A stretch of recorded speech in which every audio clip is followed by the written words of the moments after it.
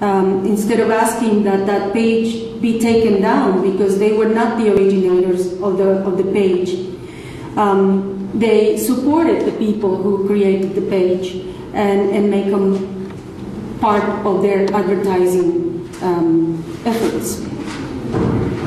So, okay, let me get to my conclusions. I know that everybody is probably a little bit exhausted this morning with so much information. But like everything, use of marks and well-known marks on the internet is an evolving concept. And we are talking about use, which is probably one of the most complicated areas in trademark law. However, as already in 2000, WIPO was trying to do, we should keep balance. I think the idea is not to halt internet operations, not to hold e-commerce. E-commerce is the new platform. E-commerce is the new environment. If we have worldwide injunctions, for example, that would not be the thing to do on the internet. So we have to balance trademark law, trademark rights with use on the internet. And that seems to be a very difficult thing, not only for legislators, but obviously for judges and administrators. So trademark holders and internet stakeholders, above all, have to be well informed about developments. And I guess if you always, as a trademark holder, had to have your watch services in the real world, well, now you have a new platform. You have to watch out what's happening, not only with internet service providers, but also with social media. And I'll stop there. And I thank you very much for your attention.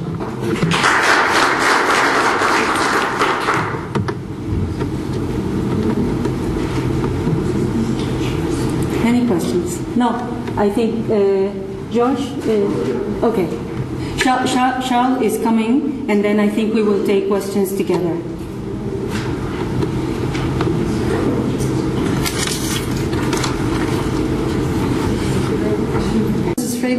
Our next speaker for this session is one of the well-known international and regional intellectual property experts. Mr. Shah Jaban is the Executive Director of Abu-Ghazaleh Intellectual Property Company, owning over 12 years of experience in intellectual property rights, generic and country code domain names, and internationalized domain names issues. In addition to having vast experience in information and communication technology, policy development and implementation strategies, International Trademark Association Board of Director, UNIGF Multitask Holder Group, and ICANN IPC are some of the international membership that Mr. Shaban currently enjoys.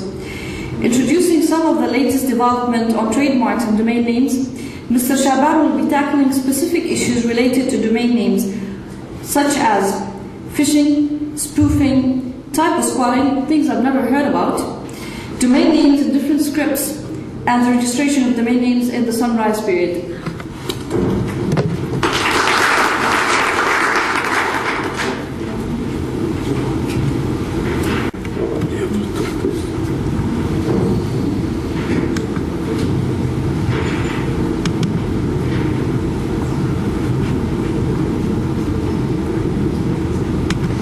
Concentrate on the domain name issues.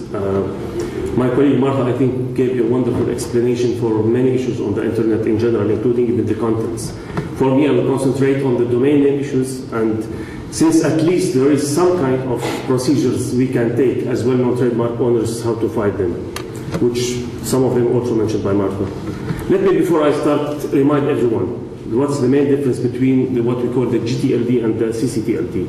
Just as a refreshment of your memories, is that the top-level domain names are usually either generic, that's what we call the GTLDs, like the .com, .net, .org, or all these, or it's related to a country. So that's what we call the country code top-level domain name, the CCTLDs, like .jo.uk.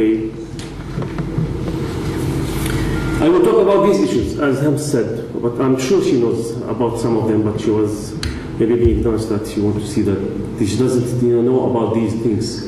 I will talk a little bit about the main threats for the well-known trademark owners on the internet, in the domain name specific, which is mainly phishing and spoofing, cyber squatting and typo squatting, and the issues when introducing the internationalized domain names, which is a domain name in any language, not only English as we are used to that.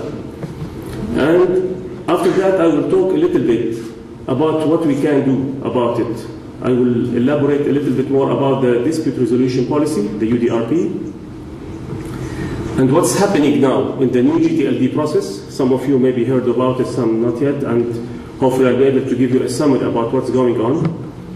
And especially for us as trademark owners, and mainly well-known trademark owners, how we can protect these trademarks when a new top-level domain name will be starting to operation. Before that, who knows the Hydra, or what some call the Hydra? It's mainly just for information, in case anybody doesn't know. It's, of course, it's a legendary, not a real one, don't worry. Beast, that it has many heads. If you fight it, when you cut one of his head, he will have two instead. So some say that fighting well-known trademark issues on the internet similar like fighting a Hydra, which is very hard. Nobody is scared. Okay, I thought this would scare some. Okay. Anyway, let's start talking about the issues we talked about. Let me start by the phishing and spoofing. What does that mean? Phishing or spoofing is that using some of the domain names similar to a well-known trademark owner to make the consumers be fooled. That they think, for example, they are receiving an email from eBay or one of the main providers, as we said, asking for a specific and sometimes private information from you. And of course, they depend on that sometimes on the well-known trademarks. For example, when you receive from a well-known bank an email telling you, I want you to please get to this site, and when you look at the site or at the URL, you see, for example, something similar to HSBC or something, and you click on it, and you start entering your data or updating your information, sometimes including your credit card numbers. This is a very scary thing. You have to be sure you are putting on the correct website, so this information reaches the correct people. Spoofing and phishing was used this way, either to take you to a specific website, which is not the correct one, depending on many things. Sometimes they have a mistake in the writing of the domain name. If you pay good attention, you will notice it. Or sometimes, depending on some of the IDNs, changing one of the characters. When I talk about IDNs, I'll show you how this can be done. Or receiving an email sometimes indicating that this email came from a specific domain name, although it's not. Of course, the correct reason for that is mainly to steal your information. And you heard about many cases similar to that a lot of people put their information on the website and credit card numbers were stolen and so on.